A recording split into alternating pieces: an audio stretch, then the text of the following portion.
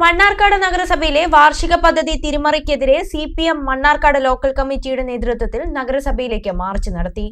കൗൺസിലർമാരെ വിഡ്ഢികളാക്കി നടത്തുന്ന ഫണ്ട് തട്ടിപ്പ് അവസാനിപ്പിക്കണമെന്ന് മാർച്ച് ഉദ്ഘാടനം ചെയ്ത ലോക്കൽ സെക്രട്ടറി K. മൻസൂർ പറഞ്ഞു.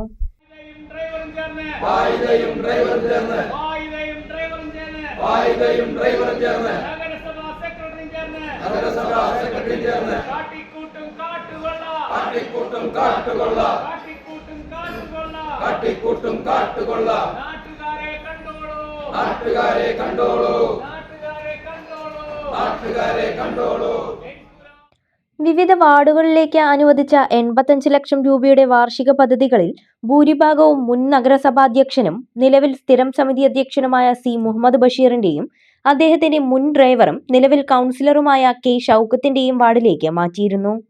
ഇതിനെതിരെയാണ് CPM മാർച്ച് നടത്തിയത്.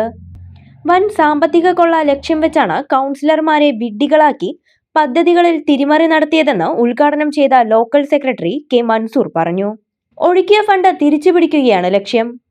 മുൻ അധ്യക്ഷന്റെ തറവാട്ട് സ്വത്തല്ല തിരിമറി നടത്താനെന്നും K. മൻസൂർ പറഞ്ഞു. മാസങ്ങളായിട്ടേ ഉള്ളൂ അതിനു മുമ്പ് വലിയ ഒരു തട്ടിപ്പിന് ഇരയായിരിക്കുന്നു എന്ന് നമുക്കെല്ലാവർക്കും അറിയാൻ കഴിഞ്ഞതാണ്.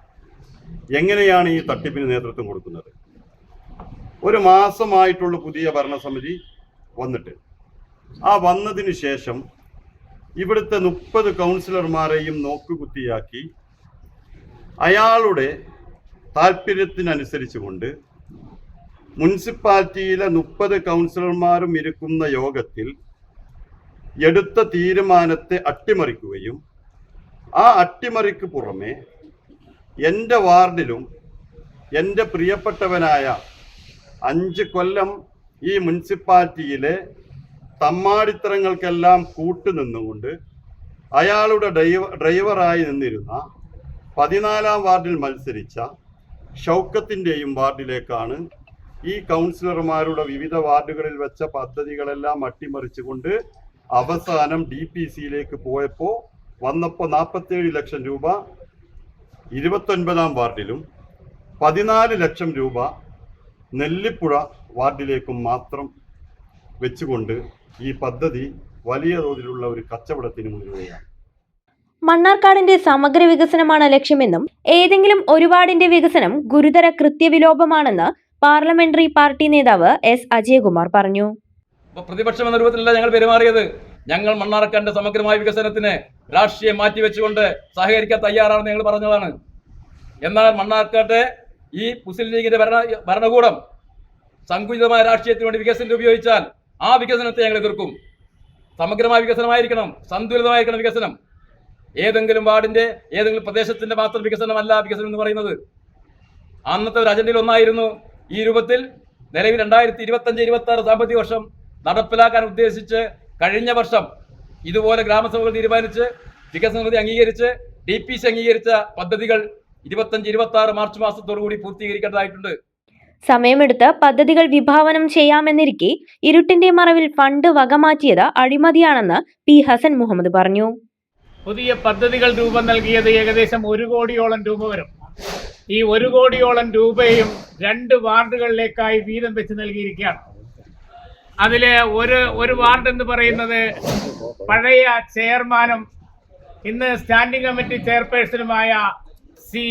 മുഹമ്മദ് ബഷീറിന്റെ വാർഡിലേക്കും മറ്റൊരു തുക അദ്ദേഹത്തിന്റെ ഡ്രൈവറായിരുന്ന 14-ാം വാർഡ് കൗൺസിലറിന്റെ വാർഡിലേക്കും വീതം വെച്ച് നൽകിയിരിക്കുകയാണ്. ഇത് എന്ത് ആണ് വസ്തുത ഇത് തെളിയിക്കുന്നത് എന്ന് നിങ്ങൾ എല്ലാവരും ബോധ്യപ്പെടേണ്ടതാണ്. കഴിഞ്ഞ കാലത്ത് ഇപ്പോൾ നൽകിയ കാശുകളിൽ പരമാവധി പ്ലാൻ ഫണ്ട് ആകെ ഒരു 50,000 രൂപയുള്ളൂ ഏതോ ഒരു പ്രോജക്റ്റിൻ്റെ മാറ്റിയിട്ടുള്ളൂ. ബാക്കി എല്ലാ കാശുകളും ഓൺ ഫണ്ടിലെ കാശാണ്. ഈ പദ്ധതി കാശുകൾ ഇപ്പൊ തീർന്നു പോയില്ലെങ്കിൽ ചെലവാക്കിയില്ലെങ്കിൽ അതൊന്നും മലയൊന്നും ഇടിഞ്ഞു വീഴാൻ പോകുന്നില്ല. വളരെ ശാന്തമായി ചർച്ച ചെയ്ത് കൗൺസിൽ തീരുമാനമെടുത്ത് നടപ്പിലാക്കേണ്ട പദ്ധതികൾ ഒരു ഇരുട്ടിന്റെ മറവിൽ നിന്നുകൊണ്ടാണ് ഈ 2 പേർക്കും വേണ്ടി വീതം വെച്ചു കൊടുക്കാൻ ഈ നഗരസഭയിലെ ജീവനക്കാരും ഉത്തരവാദിത്തപ്പെട്ട സെക്രട്ടറി അടക്കം ഒത്താശ ചെയ്തുകൊണ്ടാണ് ഈ നടപടിയിലേക്ക് നീങ്ങിയത്. ഇന്ന് ആ പദ്ധതികൾക്ക് DPC വളരെ രഹസ്യമായി DPCക്ക് 30-31 തീയതികളായി DPCയിൽ എത്തിച്ച് DPCയുടെ അംഗീകാരവും വാങ്ങി വെച്ചിരിക്കുകയാണ്. ഈ പദ്ധതി നടപ്പിലാക്കുമോ എന്നുള്ളത് ഞങ്ങൾക്കൊന്ന് കണ്ടറിയേണ്ടതുണ്ട്. മണ്ണാർക്കാട് ലോക്കൽ കമ്മിറ്റി അംഗം ഇ ബഷീർ, ഹരിലാൽ, ഇബ്രാഹിം, ഇടതുപക്ഷ കൗൺസിലർമാർ, പ്രവർത്തകർ തുടങ്ങിയവർ നേതൃത്വം നൽകി. UGS ഗോൾഡ് ലോൺ വാർഷിക പലിശ 4% മാത്രം.